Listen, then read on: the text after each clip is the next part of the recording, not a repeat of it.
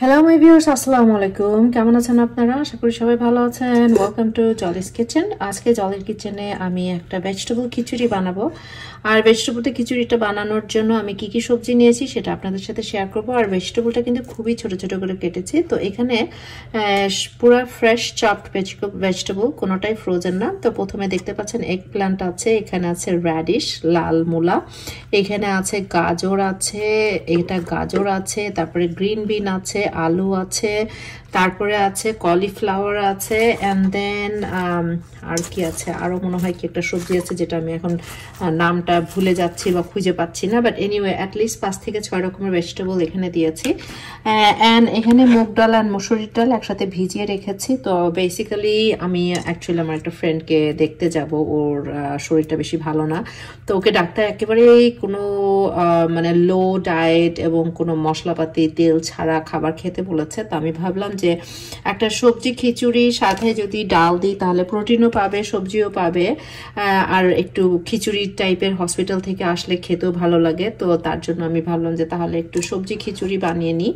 তো এটার জন্য রেডি করতেছি। তা ভাবলাম যে আমার সবজি খিচুড়িটা আমার কিছু ভেজিটেরিয়ান ভিউয়ার্স আমাকে অনেক আগে রিকোয়েস্ট করেছিল যে একটা ভেজিটেবল খিচুড়ির রেসিপিটা শেয়ার করার জন্য। যদিও ভেজিটেবল খিচুড়ি মানে বেসিক্যালি যার যে ঘরের ভেজিটেবল আছে সেই ভেজিটেবল দিয়েই করা হয়।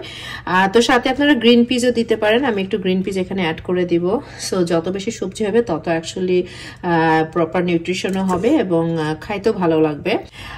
সো এই তো, আর লাস্টে নামানোর আগে একটু পালং শাক দিব। এটা কিন্তু খুবই খুবই খুবই খুবই জরুরি, স্পেশালি ভেজিটেবল খিচুড়ির সাথে পালং শাক ইজ বেস্ট। এই যে চলে আসলাম। তো যেহেতু খুবই কম মশলা দিয়ে রান্না হচ্ছে, এই জন্য এখন আমি চাল ডাল, এটা একটু হলুদ লবণ, একটু গার্লিক দিয়ে আমি এটাকে ভালো করে একটু কষে নিয়েছি। চালটা কষে নিয়ে এখন আমার যত রকমের সবজি, কাটা সবজি সব এখন দিয়ে দিলাম। দিয়ে এটাকে আমি হালকা একটু ভেজে নিব। ভেজে নিয়ে তারপরে ফুটিয়ে রাখা গরম পানি দিয়ে এটাকে বেসিক্যালি রান্না করা হবে।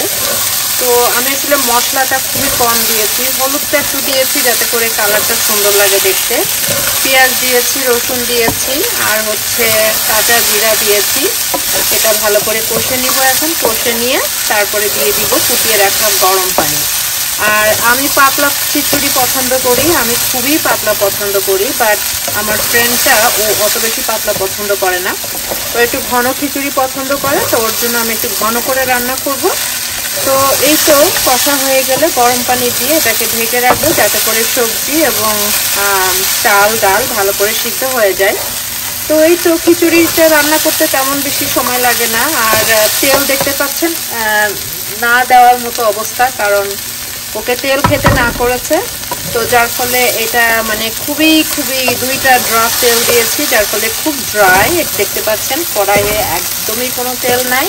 তো এখন সাথে থাকুন, খিচুড়িটা যখন একদম হয়ে যাবে তখন আবারও আপনাদের কাছে ব্যাক করবো। তো আশা করি এই জলের কিচেনের আজকের সবজি খিচুড়িটা আপনাদের কাছে ভালো লাগবে।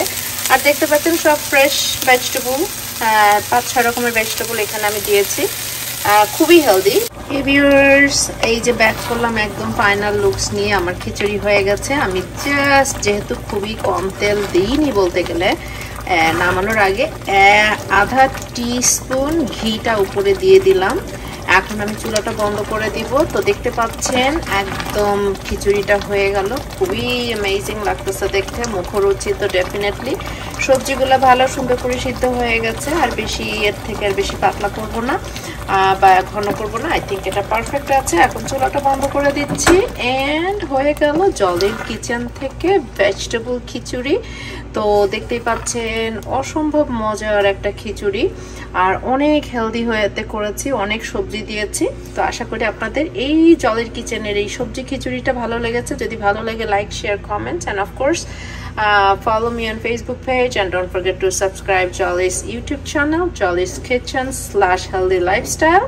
আজকের মধ্যে এখানে শেষ করতেছি। কমেন্ট করে অবশ্যই জানাবেন খিচুড়িটা কেমন হয়েছে দেখতে, এবং আপনারা অবশ্যই এটা করে খাবেন। আজকের মতো কথা, পেস।